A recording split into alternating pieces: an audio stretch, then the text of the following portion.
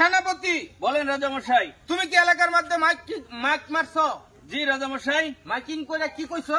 সমস্ত এলাকায় মাইক মেরে কইছি হ্যাঁ যে রাজা সাহেব যে কথা জীবনে শুনছে না, হ্যাঁ। এই কথা যদি কেউ শুনাই তারে রাজা সাহেবের অর্ধেক সম্পত্তি তার নামে লিখে দিয়ে দিব। আমার রাজ্যের অর্ধেক অংশ লিখে দেন। হ্যাঁ, অর্ধেক অংশ লিখে দিবেন। এটা তোমরা কি মনে করিয়া?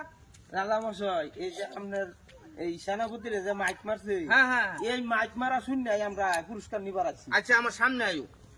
শোনো, কথা হইলো আমি জীবনে যে কথা না শুনছি এই কথা যদি তুমি শোনাবার পারো আমারে, তাহলে আমার রাজ্যের অর্ধেক তোমার দিয়ে দেব।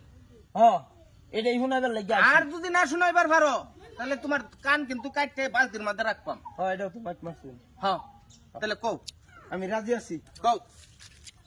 আচ্ছা হ্যাঁ। রাজামশাই, আমরা এই এলাকার মধ্যে এক বেড়ি 5টা ছেড়া হয়েছে, এটা কেমনে শুনছো? 5টা ফেরা দূর বেটা বাহুতরা। এই যে বাড়িটা আছে না, এক বেডির ঘরতে সন্তান হয়েছে 9টা, তুমি 5টা লইছো। মাফ করে দিল না? না না মাপ নাই, ফুরাল ফারাই।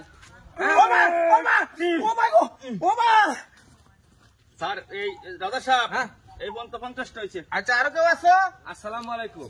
ওয়ালাইকুম আসসালাম। রাজামশাই, হ্যাঁ যে ঘোষণা আমরা দিছুন হ্যাঁ, ওই ঘোষণা শুনে এলাম পুরস্কারটা আমি নে। আমার রাজ্যের অর্ধেক নিবাগা তুমি, ঠিক আছে রাজামশাই। কিন্তু জীবনে যে কথা না শুনছি এই কথা আমার শুনানি লাগবো। আর যদি তুমি না শুনাইবার পারো তাহলে কান দুটা কাটতে বালতির মধ্যে রাখবাম। রাজামশাই, আমি যে কথা কইয়াম হ্যাঁ। এই কথা জীবন আমরা শুনছি না, এই যে শুনুন। কও। রাজামশাই, হেল আছে না, হেল হেলের ফেরত থেকে মানুষের বাচ্চা বাড়িছে 2টা, এটা কি আপনি শুনছুন? হেলের বেড়ে মানুষের বাচ্চা 2টা বাড়িছে। পুরাই ব্যাগ কর। হেলের বেড়ের থেকে বেড়া ছাগলের বেড়ের থেকে টাইনা বাচ্চা বা হলাম 4 আমি মানুষের বাচ্চা। মানুষের বাচ্চা। আর তুমি আইছো এলা প্লিয়া উদের রাজামশাই, কান করো কান করো। এটা আমরা শুনছুন। রাজা সাহেব, 2টা কেটে মিটার। একটা কেটে দাও।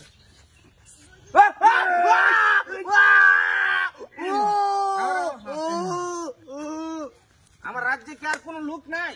আদেশ করেন মহারাজ। হ্যাঁ আপনি বলতে পারেন নিঃসন্দেহ। আমি যে কথা বলবো হ্যাঁ। এই কথা আপনার জীবনেও আপনি শোনেন নাই। আপনি কি আমার ঘটনা পুরো এটা ভুলে লইছুন? হ্যাঁ, আপনার সেনাপতি মাইক মারছিল, আমি খুব মনোযোগ সহকারে শুনছি। আমি জীবনে যে কথা না শুনছি এই কথা যদি শোনাবার পারুন, জি। আমার রাজ্যের অর্ধেক অংশ আমি আপনারা দেন। জি। আর যদি আমার শোনা কথাই আমার শোনান তাহলে 2 কান কাটতে বালতির মধ্যে রাখবাম বইরা। আমি আপনার প্রস্তাবে রাজি। ঠিক আছে বলতে পারো। কথা বলবো? বলেন।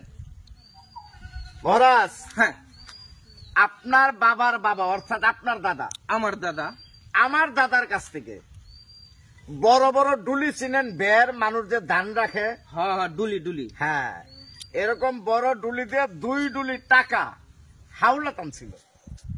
কিন্তু আপনার দাদা মারা যাওয়ার আগে ঋণটা পরিশোধ করে যাইতে পারে নাই। মানে 2 ডুলি টাকা আমার দাদা আপনার দাদার কাছে হাওলাত করে আনছেন? হ্যাঁ হ্যাঁ।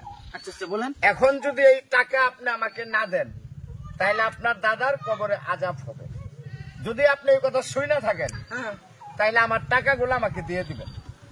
না, আর না। যদি না শুনেন তাহলে এটা নতুন কথা। এখন আপনি কি করবেন? না না আমার দাদা এরকম মানুষ আছেন না তো। 2 ডুলি টাকা এটা আমি জানি না। আমার কাছে একদম দলিল পত্র সহ আছে। আপনার দাদা স্ট্যাম্প করে টাকা নিছে আমার বড় দাদার ভাই কাছ থেকে। আমার কথাটা আপনি শুনেন, আমি এই কথা জীবনেও শুনছি না। শুনেন নাই? না না আমার দাদা আপনার কাছ থেকে টাকা নেবো এটা আমি শুনছি না। আমার কাছ থেকে না, আমার দাদার কাছ থেকে টাকা আনছে। আচ্ছা যাই হোক আমি শুনছি না এই কথা। শুনেন নাই? না। তাহলে আপনার রাজ্যের অর্ধেক রাজ্য সে আমাকে লিখে দেন। হ্যাঁ কি? হ্যাঁ, বুঝলাম না। এই কথাটা আপনি কোনোদিন শুনেন নাই? না তাহলে এটা নতুন কথা। তার মানে এই কথা আমি ভাই শুনছি শুনছি। শুনছেন না? হ্যাঁ। মাশাআল্লাহ। 2 ডুলি টাকা না হ্যাঁ, হ্যাঁ। এটা শুনছি। আচ্ছা, এবার আপনি 2 ডুলি টাকা আমাকে দিয়ে আপনার দাদার ঋণ মুক্তি করেন। আরে বাবু এই কথা আসলে আমি আমি বাস্তব বিশ্বাস করেন আমি শুনছি না। এটা আবেগের ঠেলাই করেছি। ও আচ্ছা, শুনেন নাই? না না তাইলে আপনার জন্য এটা নতুন কথা। হ্যাঁ। আপনার রাজ্যের অর্ধেক আমাকে লিখে দেন। সেনাপতি যাব না। এই কথা আবার কি কথা বুঝলাম না। ওর দাদা ঋণ করে লই গেছে 2 ডুলি টেহা। এই টেহা দিলে তো রাজ্য নিত না, রাজ্যের অর্ধেক অংশ নিত না। আর যদি রাজ্যের অর্ধেক অংশ দেলায় সে তো আমি পুরাই ফকির। কিরকম একটা ঝামেলার মধ্যে বললাম। আজকে তো আটকে গেছি। এই সেনাপতি রাজা এই সাহেব। দেখো না, আসলে উনি যে কথা বলছে আমার সিদ্ধান্তে উনারে আমার রাজ্যের অর্ধেক অংশ লিখে দেব। দেখো না, তাহলে তো আমি আটকে গেলাম। আলহামদুলিল্লাহ, চলো। আলহামদুলিল্লাহ। আচ্ছা দেন এখন কি আর বানাইলে তো চলেন। জান আমার এই যে আইন আমার সাথে আসেন। আচ্ছা, ঠিক আছে। কিরম ফান্দের মধ্যে পড়লাম, হ্যাঁ, কত কত মানুষের কান কাটলাম, লাস্টে আমি এই ফান্দের মধ্যে পড়লাম। না না, এইসব করতাম না আর। ধরু